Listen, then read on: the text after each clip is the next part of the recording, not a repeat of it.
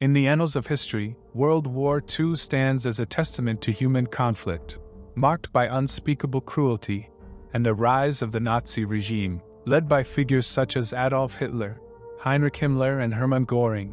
These leaders instigated one of the darkest chapters in modern history. But as the dust of war settled, one question lingered in the shadows of this turbulent period. What became of the children of these infamous figures? Born into shame, their lives were forever intertwined with their fathers' legacies.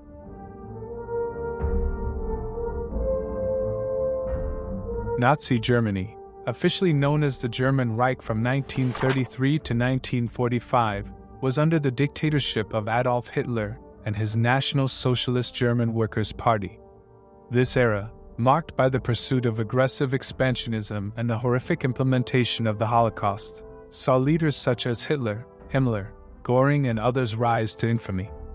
Their policies led to the destruction of Europe, the deaths of millions, and the greatest war the world had ever seen. Führer Adolf Hitler was the face of this regime, with his dogmatic ideology and charismatic oratory. Heinrich Himmler, the architect of the Holocaust, oversaw the SS and the extermination camps. Hermann Göring, a leading member of the Nazi Party, founded the Gestapo and played an important role in creating the Third Reich's war machine. These men, along with others in their inner circle, orchestrated the policies and military strategies that plunged the world into chaos.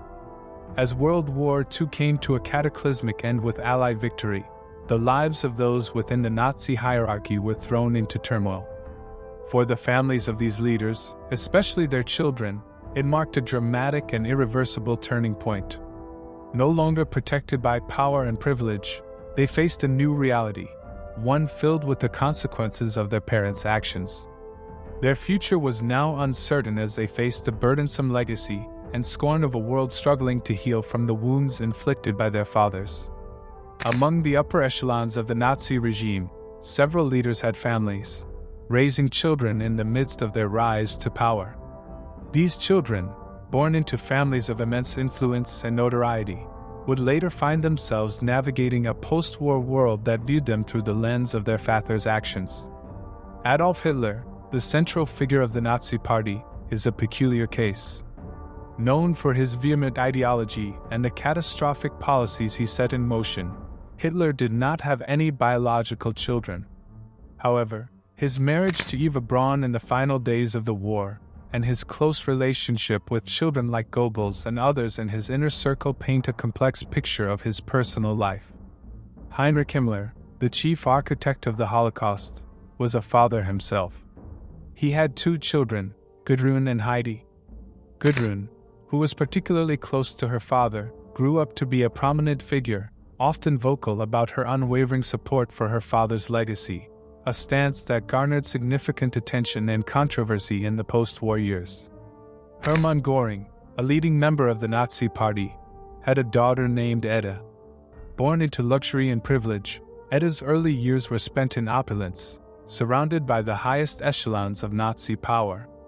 However, the end of the war brought a stark change to her life, stripping her of the privileges she once knew and thrusting her into a world that vehemently repudiated her father's deeds. These children, each with their unique experiences and paths, represent just a few examples of the complicated legacies left by the leaders of the Nazi regime.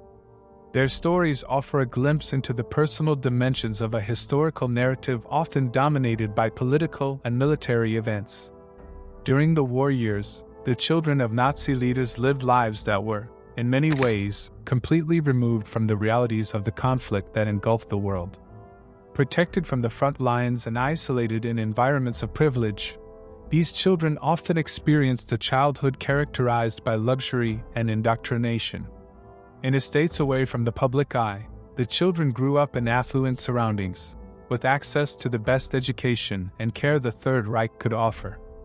However, this apparent normality was underpinned by a rigorous regime of Nazi ideology. Their education, heavily associated with propaganda, was designed to mold them into ardent followers of their parents' beliefs. Many of these children were also members of organizations such as the Hitler Youth or the League of German Girls. These groups, while ostensibly providing companionship and outdoor activities, were useful in further indoctrinating the youth in Nazi principles. Through these experiences, children were being groomed to perpetuate their parents' ideals, unwittingly preparing to carry on a legacy that would soon crumble. For some, there have been moments of personal significance during these years. Whether it was witnessing major events, meeting high officials, or even experiencing rare glimpses of their parents away from the public eye, these experiences left an indelible mark on their young minds. However, these childhood moments, whether seemingly ordinary or clearly shaped by the war, were soon overshadowed by the impending collapse of the Nazi regime. The capitulation of Nazi Germany in May 1945 brought an abrupt end to the reign of terror orchestrated by its leaders. For the families of these senior officials, the impact was immediate and profound.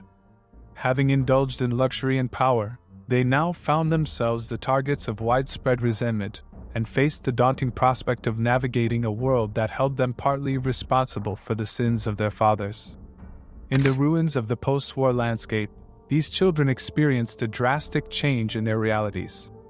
Many were arrested, interrogated, and expelled. The German public, faced with the weight of collective guilt and devastation around them, often viewed these children with a mixture of suspicion and hostility. The very name they bore became a heavy burden, a constant reminder of the atrocities committed under the Nazi regime. Meanwhile, the Allied forces, primarily interested in denazification and restoring order, treated these children in different ways. Some were subjected to rigorous scrutiny and questioning about their parents' activities. Others were placed in protective custody or even in orphanages to protect them from public backlash. Despite their young age, they were not exempt from the suspicion and mistrust that characterized the immediate post-war era. For many, this period marked the beginning of a lifelong struggle to reconcile their personal identity with the indelible legacy of their parents' actions. The children of Nazi leaders took different paths as they entered adulthood. Each faced the colossal task of creating an identity separate from the infamous legacies of their fathers. Some chose to live in anonymity, distancing themselves from their shamefully echoing surnames. Others came face to face with their family pasts, engaging in acts of atonement, or speaking out against the ideologies their parents had once championed. For example, Edith Göring, daughter of Hermann Göring, lived a relatively secluded life, rarely speaking publicly about her father. In stark contrast, Nicholas Frank, son of Hans Frank, Governor-General of occupied Poland, became a vocal critic of his father's actions, openly denouncing the atrocities committed. He spent much of his life dealing with the guilt and shame associated with his background, using his experience as a warning against hate and extremism. Many of these children struggled with the psychological burden of their heritage.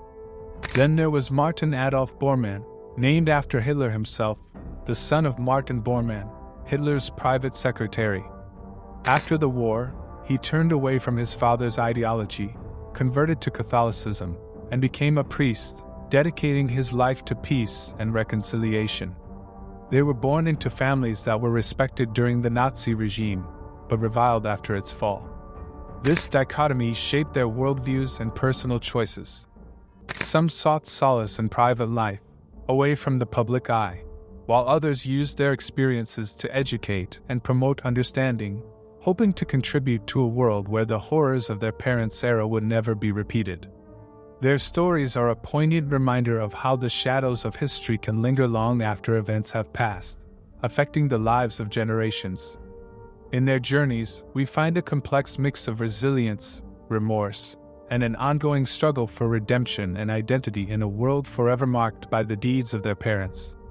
Growing up in the shadow of their fathers' deeds, these individuals were gripped with a complex legacy, one marred by guilt, shame, and the constant scrutiny of a post-war world. According to historians and psychologists, the psychological impact on these children varied greatly. Some struggled with the weight of their last name, experiencing guilt by association. Others faced social isolation and the challenge of reconciling the love they held for their parents with the atrocities committed by them. For many of these children, their entire identity was overshadowed by a history they did not choose. Some of these children spoke in later years about their experiences, revealing inner turmoil and a lifelong journey to come to terms with their heritage. They express feelings of living in a perpetual shadow, trying to forge their own path while constantly reminded of a past they neither chose nor condemned. In today's world, where the lessons of history echo loudly, the stories of the children of Nazi leaders are viewed through a complex lens. They are often seen as living symbols of a painful past, their identities inextricably linked to the heinous acts of their parents. This unique position in history has ignited debates over the nature of responsibility and the shadows cast by family inheritance. Contemporary society faces issues of guilt by association and the moral responsibilities of these offspring. Historians and scholars debate how to fairly judge these individuals, who were born into shame but did not choose their ancestry. The lives of these children continue to fascinate and challenge us. Their experiences offer insights into the complex interplay of history, memory, and identity. How history judges them is not only a reflection of the past, but also a reflection of our societal values and the ongoing process of coming to terms with the darkest chapters of human history.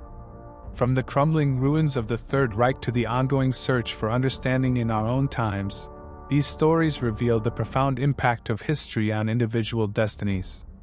They remind us that the echoes of the past continue to shape the lives of later generations, challenging us to reflect on themes of responsibility, identity, and the complex nature of family legacies. With that said, thanks for watching, and until next time.